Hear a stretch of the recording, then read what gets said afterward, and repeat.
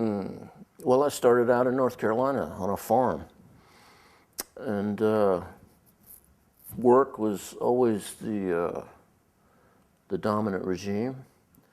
It was my father's idea that all his children would know how to work, and it's a good idea, en principe. And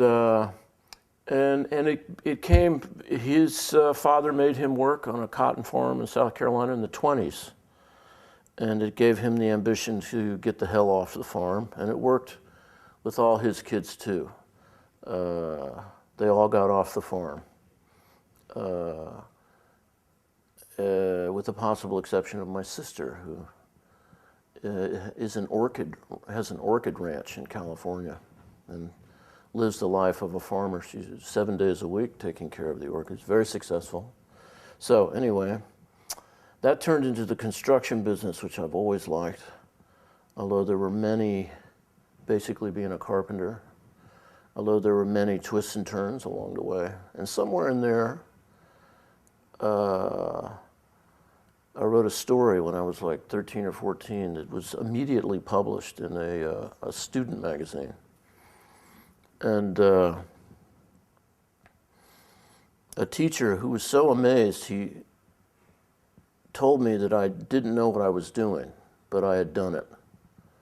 And it took me a long time. He said, it took me a long time to understand. Actually, I'm not so sure it took me a long time to understand. It was like, hey, I did it. What do you mean I don't know what I'm doing? There's a highly intuitive aspect to it, which I've retained to this day. You know, you just follow what I like to call dream logic, like you're in the context of a dream. Everybody who claims to dream.